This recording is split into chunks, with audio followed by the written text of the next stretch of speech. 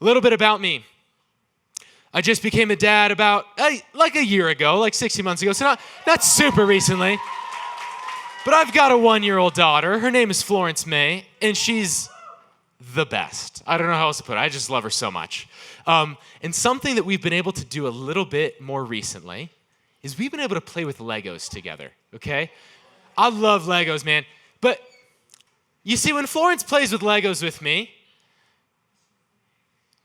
her objective's a little bit different. You know, normally when you build Legos, you're like, I'm going to put this piece here, and I'm going to follow these instructions, and I'm going to make this really cool thing. So I do that, and then Florence destroys it, all right? She's like, oh my gosh, I'm going to rip these pieces off and shove them behind me. Florence has a different objective. Her objective is to tear down. Her goal is destruction when we play with Legos. Why? Why is her goal destruction? Because it is so much easier to tear things apart than it is to build things back up. And you see, it's okay for her because she's one. She doesn't know how to put things together. Of course, I want her to do the easy thing to learn. Of course, I want her to just learn and practice, but I don't want her to stay this way forever. Man, imagine she gets older and every time she sees a Lego in public, she just tears it apart. I'm just kidding. You don't see that many Legos in public. But imagine she finds something really valuable in the house. And all she's learned how to do is destroy. And she just throws that china vase on the ground.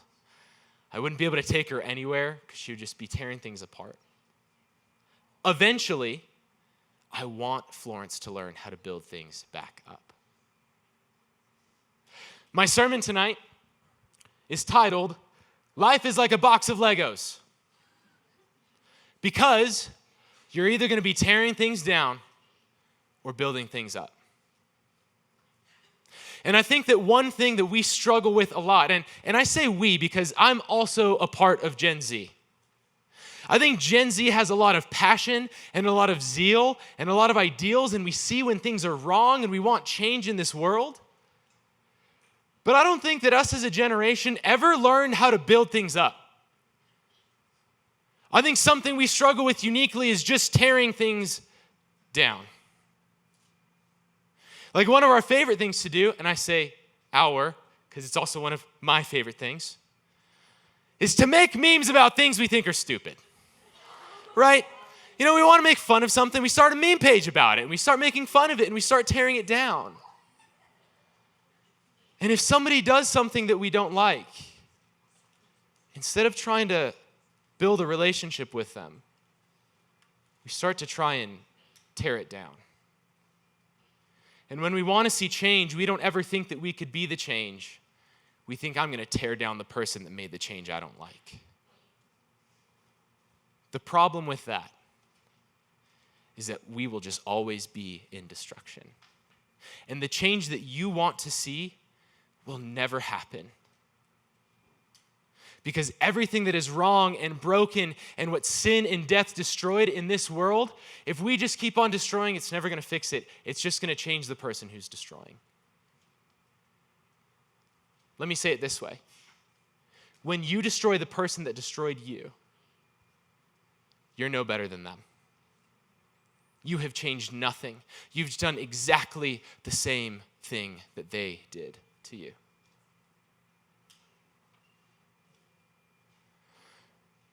As Christians, I do not think that this is how we should be believing. This is not the thought process that we should have. Because what Jesus did was he came and he lived on a planet with a bunch of people who ultimately destroyed him. And as God who created humanity, he could have had every right to destroy us in return. But you know what he did instead? He let himself be destroyed.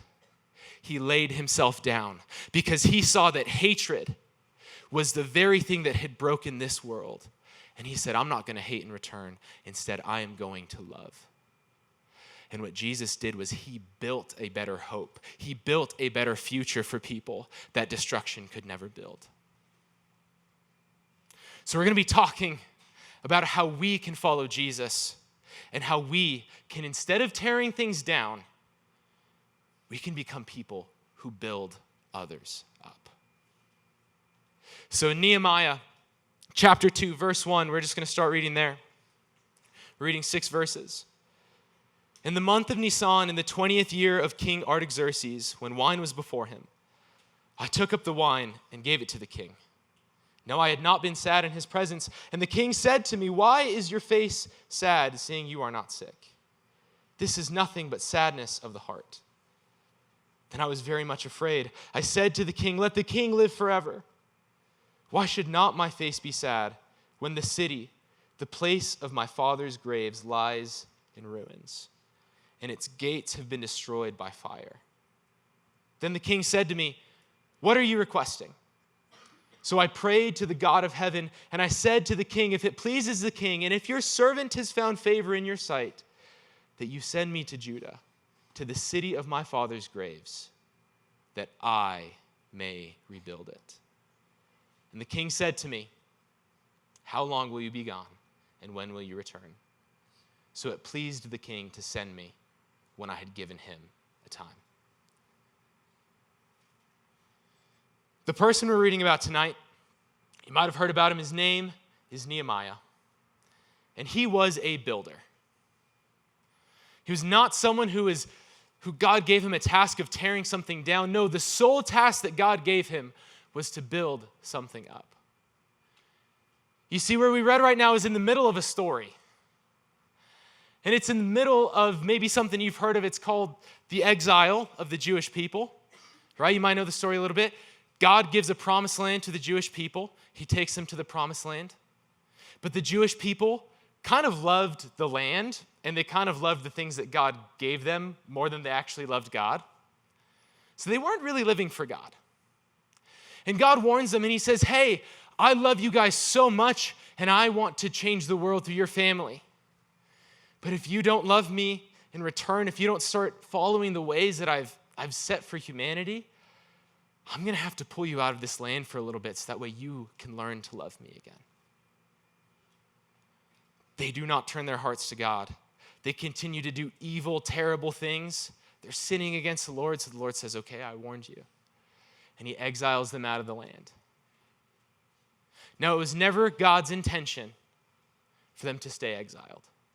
It was always his intention for the Jewish people to be brought back into the land.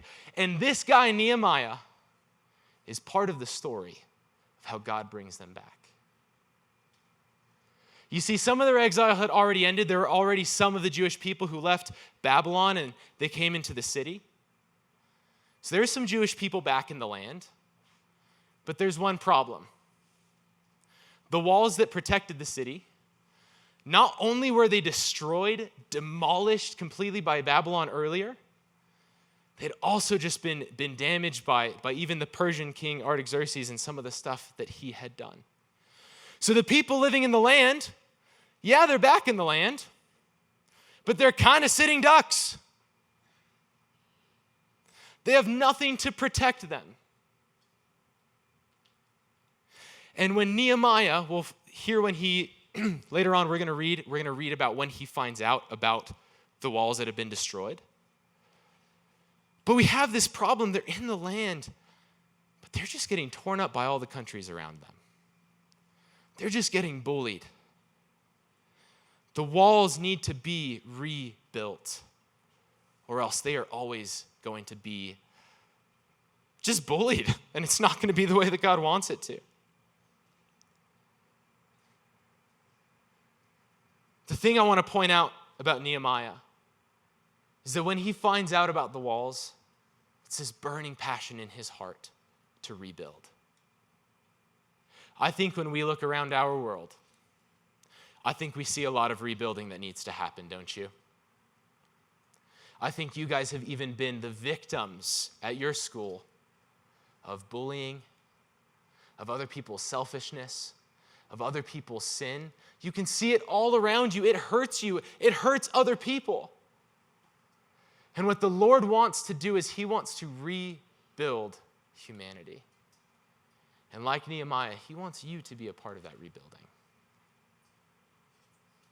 So we're going to learn from Nehemiah today. We're going to learn 3 things that you need to do in order to go from being someone who tears things down to someone who builds things back up. The first thing you need to do is you need to let God change your mind. Someone say, change your mind. Nehemiah 1. Going to read a couple more verses. The words of Nehemiah, the son of Hakaliah. What a name.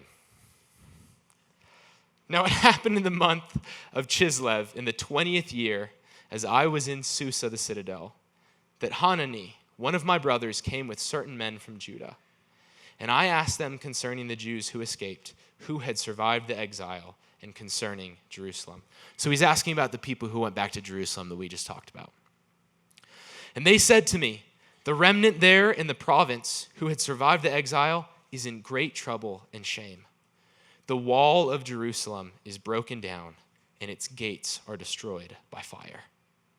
Verse 4, as soon as I heard these words, I sat down and wept and mourned 4 days.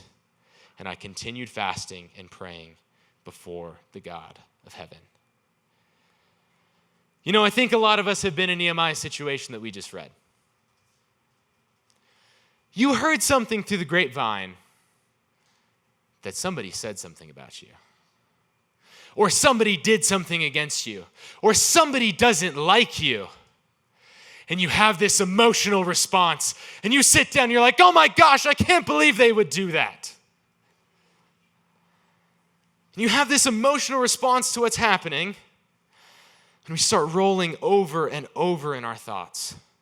Why they did it? What kind of a person would do that? I can't believe, you barely even have any details on the situation, by the way. You don't really know what happened. You just have a little bit. How dare they? I can't believe they hate me.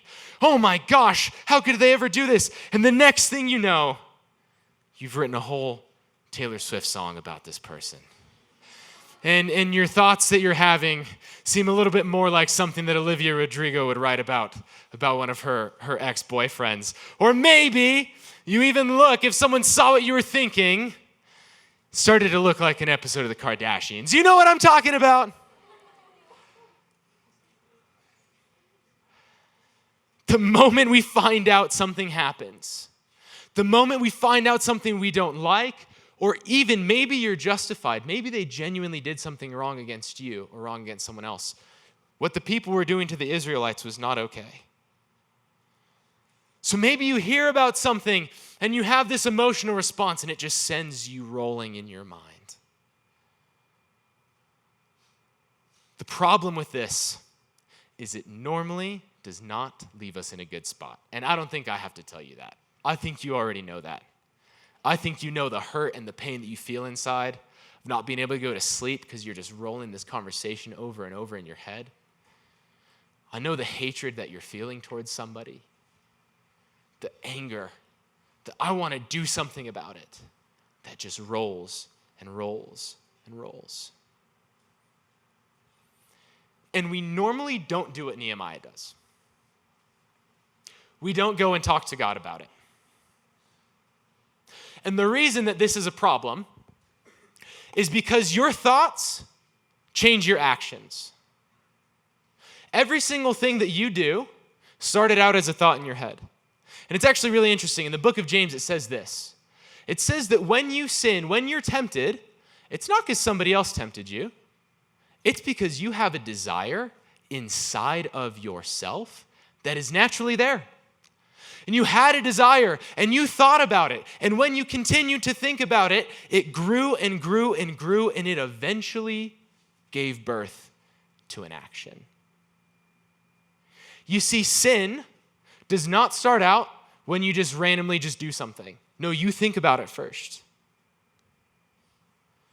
And the thing that we're learning from this and from Nehemiah is that maybe the reason that you are tearing people down is because you have a problem controlling your thoughts. Your life is being torn apart. Your relationships aren't working. You're like constantly at war with people. You're like, what's wrong? I try to be a nice person. I'm trying to change all these things. But then they say something to me and I just can't I just can't help myself. I have to tell them right there. You see, if you try and take care of the action, it is never going to fix the problem. If you want to be a builder, you need to have the mind of a builder. So the first thing I want you to be thinking about as we're talking about building other people up is I want you to ask yourself the question, what do I think about? What am I thinking about when someone does something to me? Or maybe they haven't even done something, but take an inventory of what you're thinking about. Someone walks down I can't believe they're wearing that. Ugh. Did you see the way they looked at me? And maybe it's not happening externally. Maybe you're not saying it to other people. But it's happening in your mind. And what's going on is you are tearing people down constantly in your mind and then wondering why you can't control your mouth when they say something to you. You see, if you want to be a builder, if you want to build other people up, if you want to be somebody that people want to be around because they're like, man, when I'm around that person, I really feel like my life is worth living. Like I feel like I have value. If you want to be a person like that, you need to think about, what do you think about people? What's going on? The seconds and moments after somebody does something to you are vital. Because as soon as somebody does something, Satan has an opportunity to start speaking lies to you. They meant to do that. They didn't look at you on purpose. They might not have. They might have just not seen you. They really wanted to hurt you. They don't want the best for you. Nehemiah knows this. So the first thing he does with his mind, when he finds something terrible, when he finds out about something terrible, the first thing he does is he gives his mind to God. Where do you go when the floor falls through? Where are you going when something bad happens in your life? Where are you going when your parents get into a fight? Where are you going when your friends start talking about you? Where are you going when you're not getting the best grades and you think that everybody knows about it and they start to talk about you? Do you think to talk to God about it? Or do you do what, let's be real, what a lot of times Santi does? Let's pull my phone out.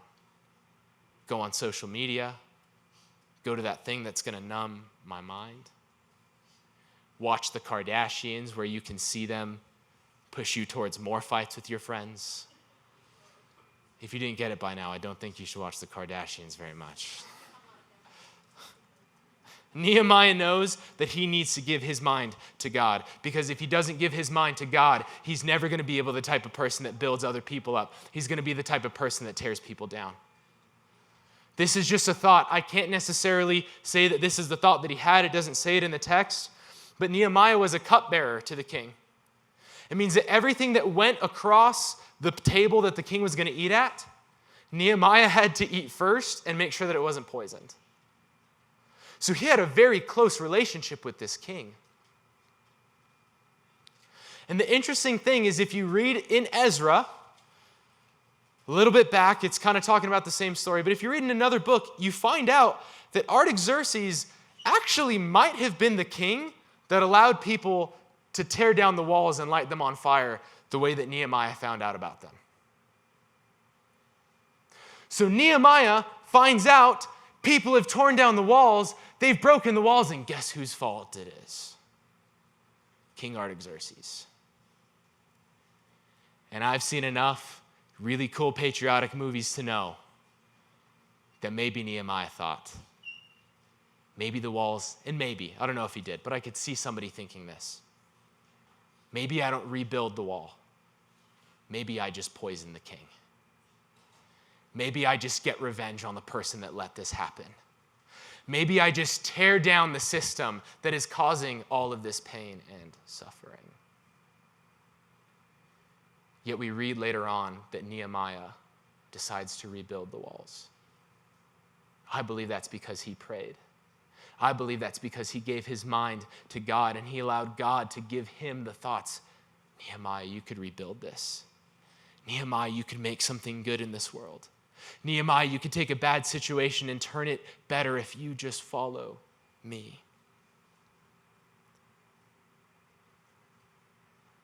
So what are you thinking about? Do you give your thoughts to God? Another little tidbit before we end this point.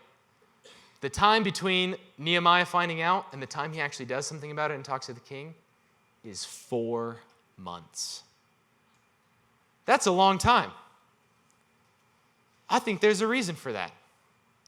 It's because God was like, wait, if you go in all angry, you're going to do something stupid. And here's just a little tidbit of information for you. When your vision is all red, when you're super angry, when you're very emotional, that is the last time that you should go and do something about it. I think a lot of fights that you guys are getting in, I think a lot of friendships being ended, I think a lot of people being genuinely hurt by your words and the way you act would all stop if we just waited a little bit and cooled off. So next time that person's in your face, and maybe they're not doing the right thing, next time that person's in your face, I want you to walk away. I don't want you to do anything about it. I want you to walk away. Because if you do something, you're going to do something stupid. Ask me how I know. That's a great question. Because I've done stuff that's stupid. And every time I have hurt somebody, every time I've done something stupid, it's because I didn't wait. It's because my vision was red. It's because I said, you hurt me, I'm going to hurt you right now. And let me just tell you, I am so sorry if you're one of the people that I have done that to in here.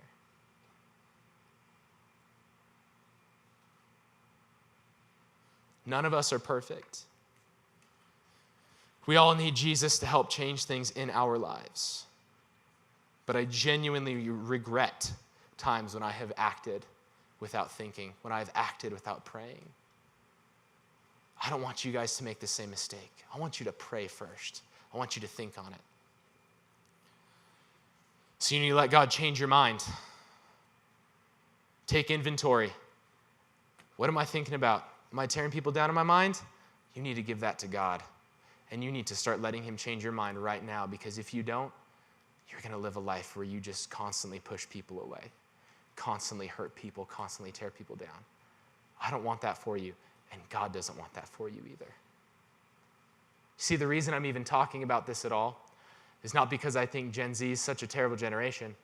I think you guys, us, I think if we just started building things, all of the stuff that we want to see changed in the world would start to change. I think that maybe the revival that God has put on your heart, visions maybe that you've seen of people worshiping him and coming to know him, if we just decided, I'm done tearing things down, I'm tired, it's frustrating and never fixes things. If we just stopped tearing things down and started building things up, all of those things in our hearts we would start to see, because it's God who planted it there in the first place. So the reason we're having this conversation is not because I'm mad at you. We're having this conversation because I believe in you. And I believe that if you start building, the Lord will use you to start changing things. The next thing that you need to do, if you want to be a builder, is you need to let God keep you focused. We're going to read chapter 2, verse 17 through 20. Background. I got a little excited to read the text, guys. You need some background. Nehemiah talks to the king. The king lets him go to Jerusalem. He goes to Jerusalem and decides, I'm going to build these walls, and it's going to happen. And this is where he's kind of deciding, and he's telling people that he's going to rebuild the wall. Then I said to them, you see the trouble we are in, how Jerusalem lies in ruins with its gates burned. Come, let us build the wall of Jerusalem, that we may no longer suffer derision. And I told them of the hand of my God that had been upon me for good, and also for the words that the king had spoken to me. And they said, let us rise up and build. So they strengthened their hands for the good work. But when Sanballat, someone say Sanballat, and then say, what a villain. You can't have the name Sanballat and not be a villain, okay? I don't know what to tell you. Sanballat the Horonite and Tobiah the Amorite, servant, and Geshem the Arab heard of it. They jeered at us and despised us and said, what is this thing that you are doing? Are you rebelling against the king? Then I replied to them, the God of heaven will make us prosper, and we his servants will arise and build, but you have no portion or right or claim in Jerusalem.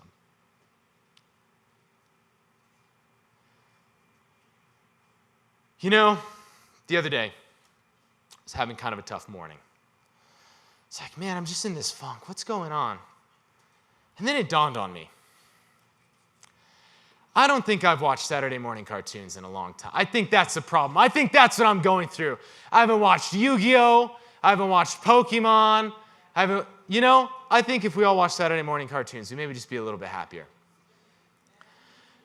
But it got me thinking about Pokemon. And it got me thinking about Team Rocket. Yeah. Now, they're always trying to take Pikachu from Ash so that way they could get something better for themselves. And here's the deal. Sanballat, what's the other dude's name? Tobiah and Geshem, they're Team Rocket, bro. I don't know what to tell you. They're the baddies. They're the villains.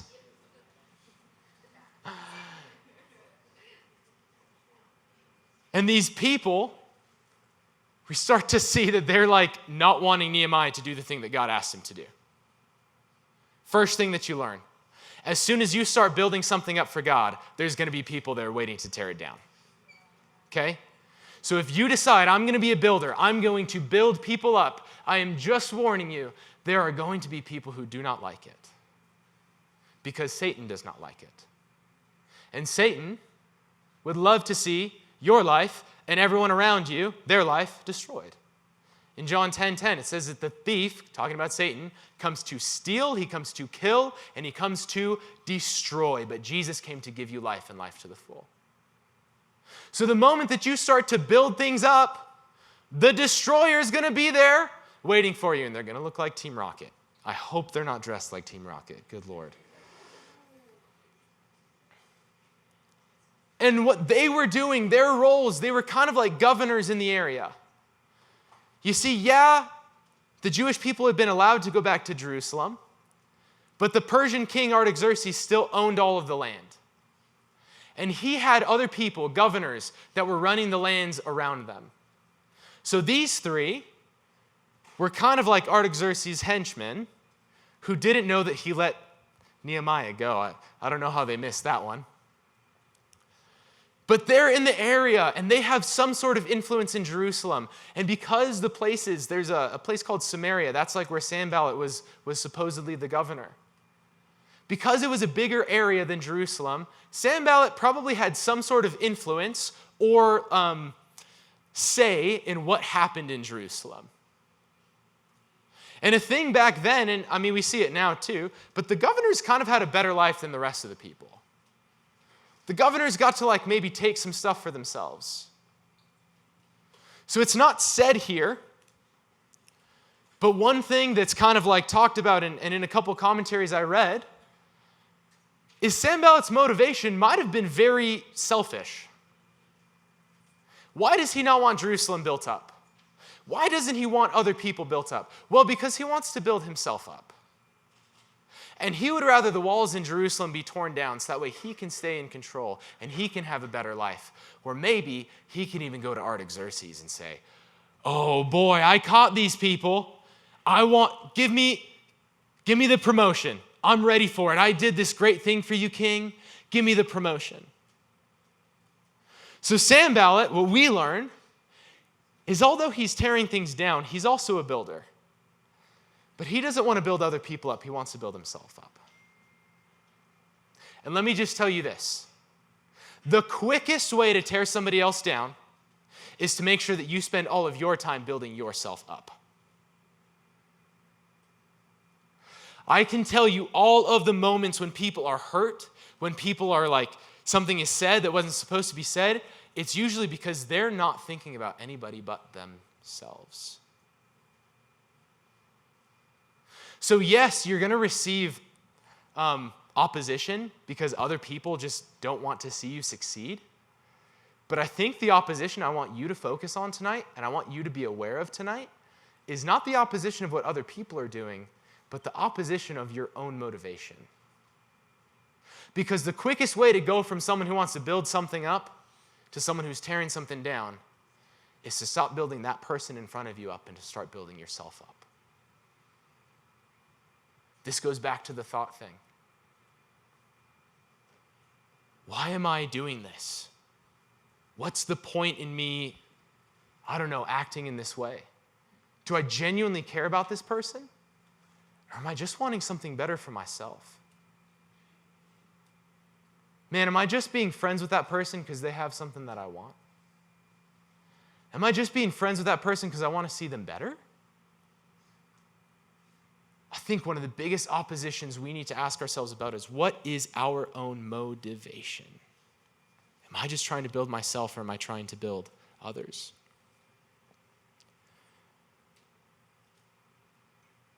We learn also from Nehemiah, whether it's opposition from other people attacking you, maybe you're getting bullied at school, maybe people are just saying things about you, or maybe it's the opposition of your own motivation. I'm thinking about myself now, so I can't take care of other people. Nehemiah teaches us how to combat that.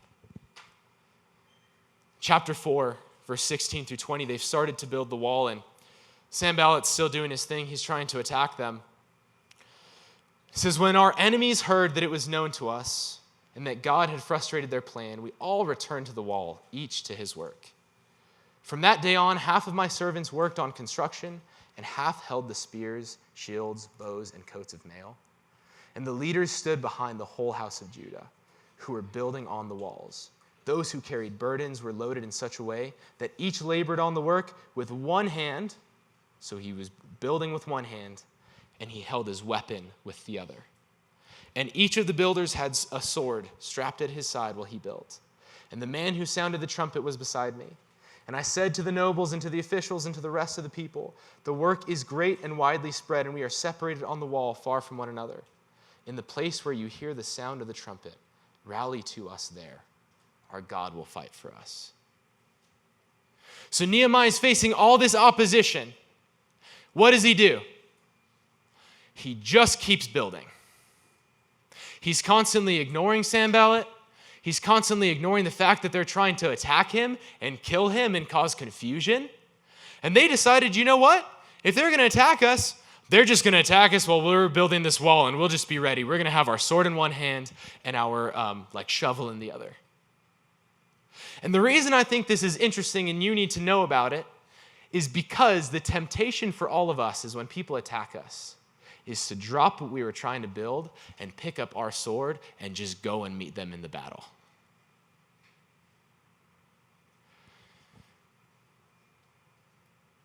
This is exactly, just to be honest, what Satan wants in your life. He does not want you to build, but if he can't stop you from building all the way, if he can't hurt you, you know what he's going to do? He's going to try and distract you. And the moment that we pick up our sword and we try and attack them, we have lost the fight. And we are no longer building. We're now just doing the same thing that they are. Later on, same dudes go up to Nehemiah and they're like, Nehemiah, come down from the wall. We just want to talk with you. We just want to have a good conversation with you. They're really trying to trap him. And Nehemiah says this. He says, why should I come down from the good work that I am doing to meet with you? As if to say, why should I stoop down to your level? The most tempting thing in the world to do is to do the exact same thing to somebody else that they did to you. But the only person that makes happy is Satan. I want you to know, God's not like disappointed. He's not like mad at you if you've done that. In fact, he's more so probably just sad, saying, I made you to do so much more than to tear people down. But the person who's having a heyday is Satan, because he used one of God's followers to tear down somebody else. And he was able to take someone who was supposed to be speaking words on behalf of God, and suddenly they're speaking behalf on the other guy. And this is just something I've learned. Maybe you've had a lot of lies tossed in your head. Maybe you've had a lot of terrible things even said to you by somebody else, okay? And I'm so sorry. I do not think that those are from the Lord. I don't think that he wants those in your life.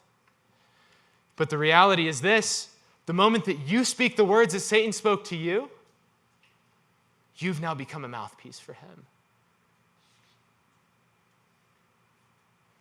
And instead of building something up, you now just fell into the whole scheme. So what should you do when someone attacks you? You should just ignore them. You should push them out of your mind, and you should keep doing it. The Bible actually says that if someone says something against you, you should say something nice about them. Because how does it feel when you attack somebody and then they don't fall into it? You're like, what? That was lame. You know, siblings, you probably tease each other. You tease each other because you want the reaction from them. When someone does something to you, just stay focused. Just do the last thing that God told you to. If he told you to be nice to people at school and all of them have been terrible to you, don't stop being nice to the people at school. You should be nicer to them. Because they're going to start asking the question, why are they different than everybody else? Why are they not attacking me back? Everyone else I've known in life has attacked me back. Just keep working. Just keep your head down. Don't look at that person's race. Look at your own race. Do the last thing that God told you to do. And also, I think it's interesting that they use a sword. Another thing that's called a sword in the Bible, it's the sword of the Spirit. And it says that it is the word of God. How much time are you spending in the word? Because when someone attacks you with Satan's words, if you're rooted in God's truth and his word, you're not going to believe those things about yourself. And you're going to be able to just keep on running and keep on going because you're doing the work and you've got the word of God on your side. And when the noise is coming in your ears, you just shut it out because you know it's not true. You need to give him your mind. You need to let him help you focus. And the last thing, just really quickly, I know we've been here for a while. So you just need to let God build your life. This is the very end. This is when the wall is finally finished. So the wall was finished on the 25th day of the month of Elul in 52 days. And when all our enemies heard of it, all the nations around us were afraid and fell greatly in their own esteem. Why? For they perceived that this work had been accomplished by the help of our God. This is not a story about Nehemiah. I know we see his name on the front.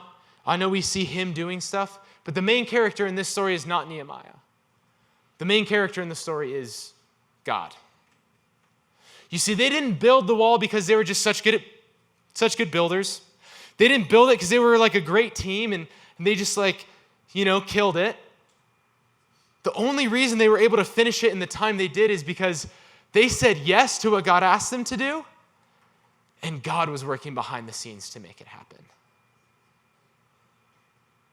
And how do you become someone who builds other people up? You have to let God build through you. You have to let God do the work. You probably have friends in your life that are going through it. And maybe you're trying to do everything in your power to help them, and it's just not working. I love your heart, and I love that you want to see their life be better, but I'm just going to tell you this. None of us can fully heal somebody's heart. Doesn't matter what person they date. It doesn't matter what kind words we say to them. It doesn't matter how much therapy they go to. Therapy can help, and it can really help people with mental things and stuff like that, but it can never heal the hurt that sin and death has caused on somebody's heart. And if we want to be people who build other people, we cannot do it without God, because that's his job. Our job is just to say yes. So in all of this, the best thing that you could do if you want to be a builder is just start to let God work through your life. You do that by being in the Word so you know what he wants. You do that by spending time in prayer so you know that it's his thoughts and not yours. And then you do it by saying yes. Let me tell you something about Nehemiah. Every step of the way, he could have gotten killed. Nehemiah wasn't even born in Jerusalem. He was born in Persia. It was just his ancestors that were Jewish. He put his own neck on the line time and time again. Why? Because God asked him to. When you say yes to God, things change. When you just do it, even if it's scary. It said he was afraid. When you do it and you're scared, God changes things. So as we're closing out, if the band could just come back up really quickly.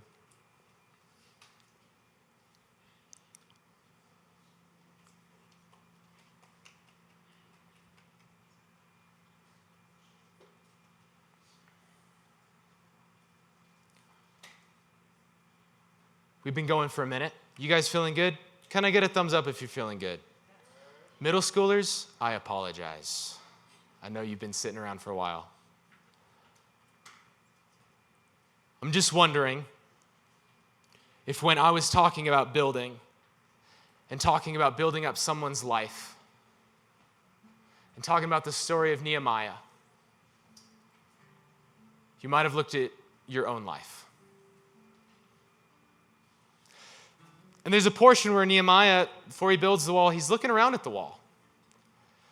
And he's looking around at how beat up and trashed the wall is.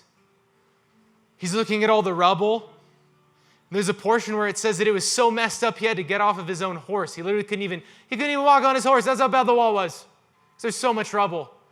And I imagine he's thinking, how the heck is this going to be built back up? And maybe you're looking at your life. You're looking at your relationships. And you're looking at everything that you've tried to build. I've tried fixing it. I've tried self-medicating.